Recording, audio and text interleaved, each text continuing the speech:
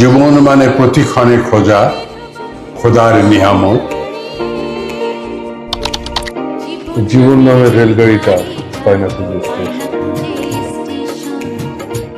আপনি কিন্তু কিছু আলাদা গান করেছেন, গভীর চিন্তার খোরাক যোগায়, যেমন জীবন নামের রেলগাড়িটা পায়নাকুল স্টেশন।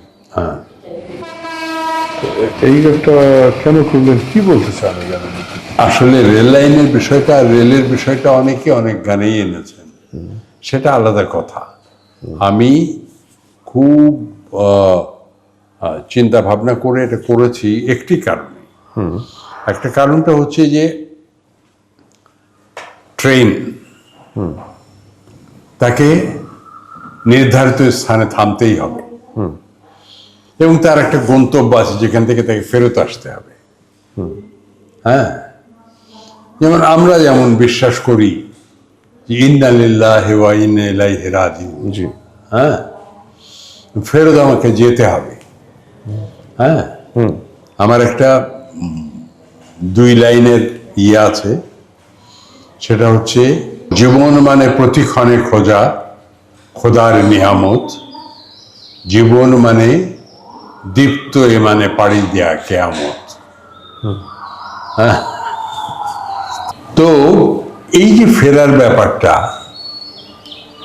এই বিষয়টা আমি ট্রেনের ক্ষেত্রে, ট্রেনকে উপজীব্য করে অনেক ক্ষেত্রে ব্যবহার করেছি। এটা যে মানে আর কি, তাকে ঠিক সময়ে ফিরতে হবে, যে জন্য আছে যে সিগনালে যদি সে আটকে যায় থাকবে হাতে সময় কম।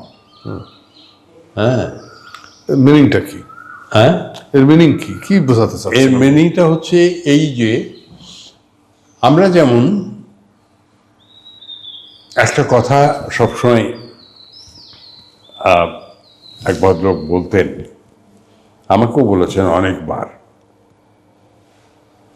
যে আপনি দেখবেন, আপনি নামাজ পড়তে যাবেন, আপনি দেখবেন সবচেয়ে বেশি বাধা আসবে আপনার।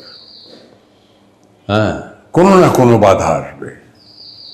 এইটা হয়নি, ওইটা হয়নি, অমুক চলে এসছে, তমুক এসছে, এটা হয়নি, দেখ কোনোভাবে যাওয়া হলো না।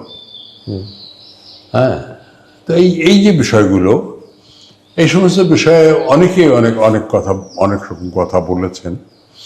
তো জিনিসটা হচ্ছে যে এই যে বিঘ্ন যদি ঘটে, বিঘ্ন ঘটলে যদি সময় কমে যায় তাহলে আমি হিসাব দিতে পারবো না যে আমি শেষ সময়ে কি করলাম, এর হিসাবটা দিতে পারবো না। এই হিসাব নিয়েই এগুলো লেখা, জীবন নামের রেলগাড়িটা পায় না খুঁজে স্টেশন। হ্যাঁ, কোন লাইনে গেলে পাবে? এখন লাইন তো অনেক, আমার ইসলাম ধর্ম এক লাইন, বৌদ্ধ ধর্ম এক লাইন, হিন্দু ধর্ম এক লাইন, খ্রিস্টান ধর্ম এক লাইন, আবার আমাদের ইসলাম ধর্মের মধ্যে হাজার রকমের ফিরকা আছে। হ্যাঁ, কেউ কি বলে নিজামুদ্দিন আউলিয়া চিশতিয়া তরিকা, কেউ চিশতিয়া, কেউ আবার মুজাদ্দেদিয়া আছে, হ্যাঁ, বড় পীর সাহেবের তো নানা ধরনের আছে না।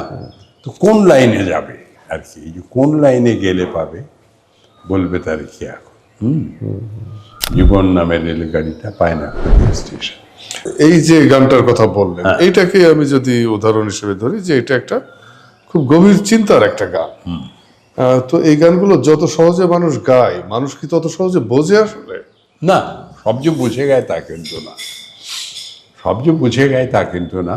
কেউ কেউ বোঝে, অধিকাংশ ভাবে যে এটা একটা অর্থ আছে, এর একটা অর্থ আছে। হ্যাঁ, এই অর্থ আছে এটা জানে, কিন্তু কি তা জানে।